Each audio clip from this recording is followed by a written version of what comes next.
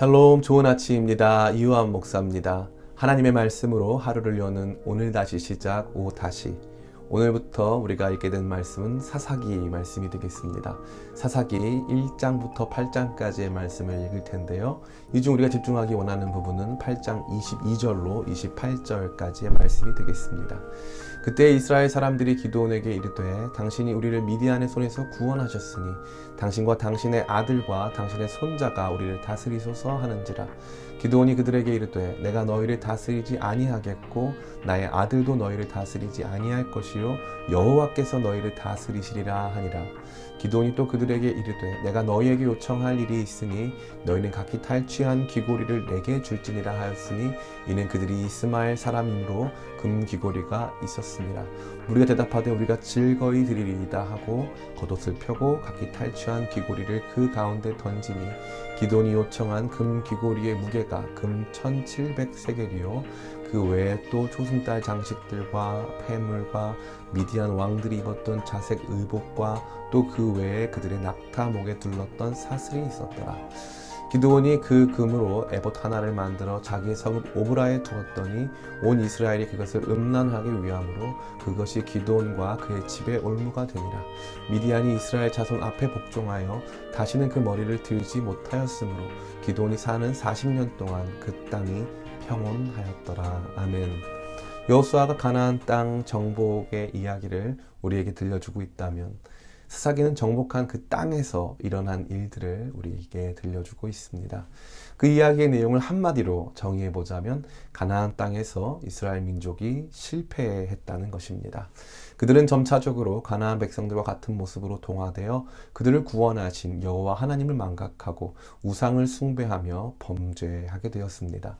사사기 이야기 속에서 이스라엘은 이와 같은 죄악과 심판의 굴레를 벗어나지 못하는 모습을 보여주고 있습니다.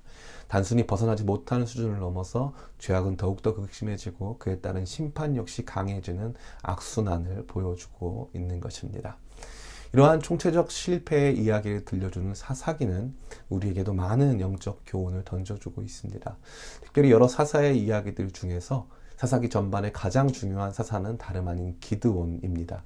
기드온의 영웅적인 사역으로 인하여 이스라엘은 미디안의 손으로부터 구원을 받았고 무려 40년 동안이나 평안을 누리게 되었습니다.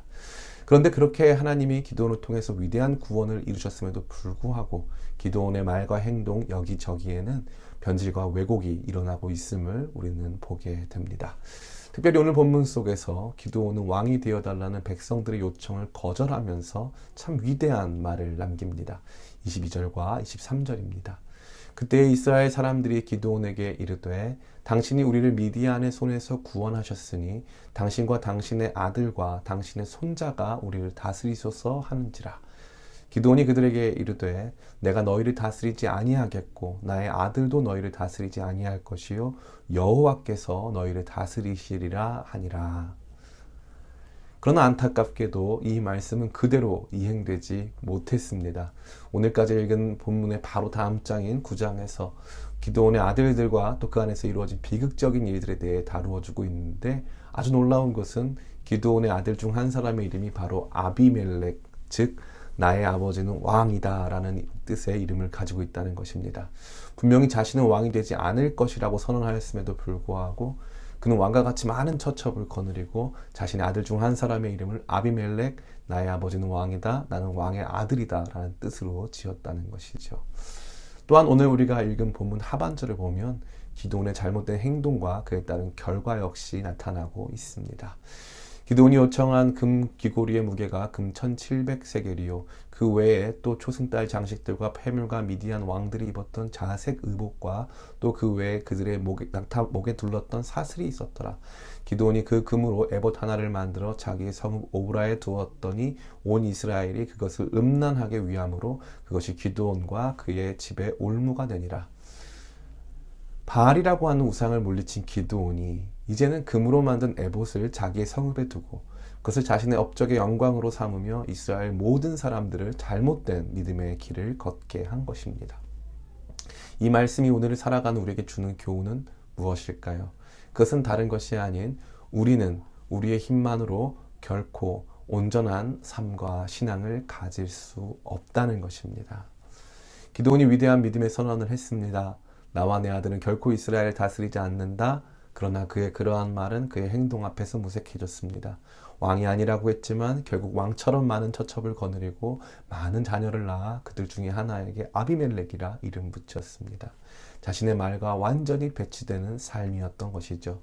또한 기드온은 위대한 믿음의 상징물을 만들고 싶었습니다. 사람들은 흔쾌히 그의 생각을 지지했습니다. 거룩한 물건을 만들고 싶어서 에봇이라는 제사장용 의복을 금으로 제작했습니다. 그러나 결국 그 물건은 또 하나의 우상이 되어 사람들의 시선을 하나님께 돌리는 것이 아니라 그 상징물에게 집중하게 하는 가증한 물건이 된 것입니다. 기드온의 결단이나 말, 기드온의 숭고한 생각이나 행동은 결코 완전할 수 없었습니다. 이와 같이 우리가 내뱉은 믿음의 말들을 책임질 수 없고 우리가 그나마 거룩하고 숭고하게 하려고 했었던 일들도 변질되며 왜곡될 수밖에 없음을 인정하고 오직 주님의 은혜만을 간절히 구하며 살아야 할 것입니다. 오늘 이 아침에도 경험한 마음으로 우리의 연약함을 인정하며 오직 은혜를 구하는 우리 되기를 간절히 원합니다. 오늘 다시 시작, 다시